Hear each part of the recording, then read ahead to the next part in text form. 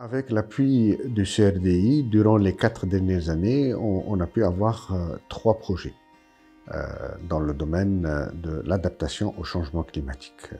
Le premier, qui a été terminé il y a presque une année, c'est, si vous voulez, le développement de la chaîne de valeur du quinoa pour permettre aux communautés rurales pauvres du Maroc d'être plus résilients au changement climatique.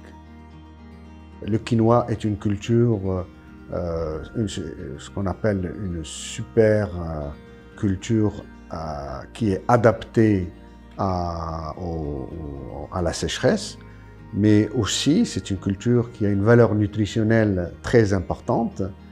Et ajouté à ça, c'est une culture qui consomme moins d'eau. Elle consomme presque 50% moins d'eau que le blé et que l'orge, que la plupart des populations cultivent, par exemple, dans le Maroc.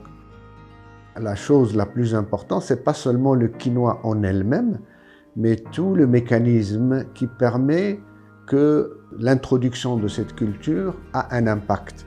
Alors comment? Dans le cadre de notre projet, eh bien, on a agi sur choisir les variétés les plus adaptées. Ça, c'est une première des choses. Les bonnes pratiques. On a agi aussi sur le process. Ça veut dire, une fois le quinoa produit, elle doit être valorisée.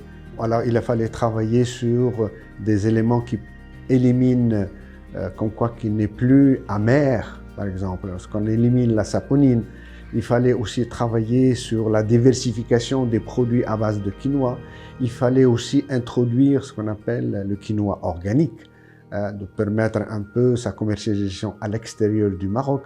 Il fallait aussi travailler sur le marché. Ce qui fait que lorsque je dis la solution n'est pas la seule qui permet de faire un changement, mais c'est le mécanisme en jouant sur toutes ce qu'on appelle les composantes de la chaîne de valeur. Et c'est là qui nous permet d'avoir un impact sur les populations vulnérables.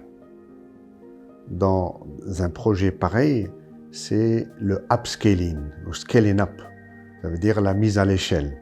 Et ça c'est très important. Et dans notre projet, on a pu pas se limiter à des solutions adaptées à une région donnée, mais comme vous savez, les changements climatiques affectent des millions de populations.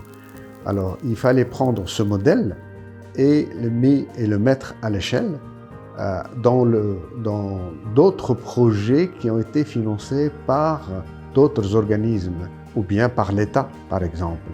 Et ça s'est concrétisé au niveau de notre projet, c'est que ce qu'on a appris en termes d'intervention qui permettent de développer le quinoa dans la région de Rhamna et avoir un impact sur la population, on a pu transmettre ça et upscaler et mettre à l'échelle dans d'autres régions du nord du Maroc et du sud du Maroc, avec d'autres financements qui ne sont pas des financements du CRDI. Et ça, je crois, c'est un acquis très, très, très, très important.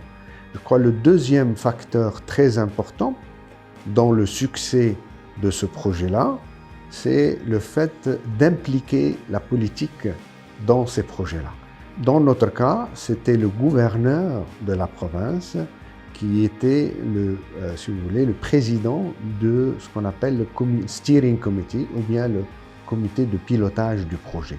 Et le fait d'impliquer les autorités locales, ça vous facilite, si vous voulez, l'impact du projet au niveau de la population que vous ciblez.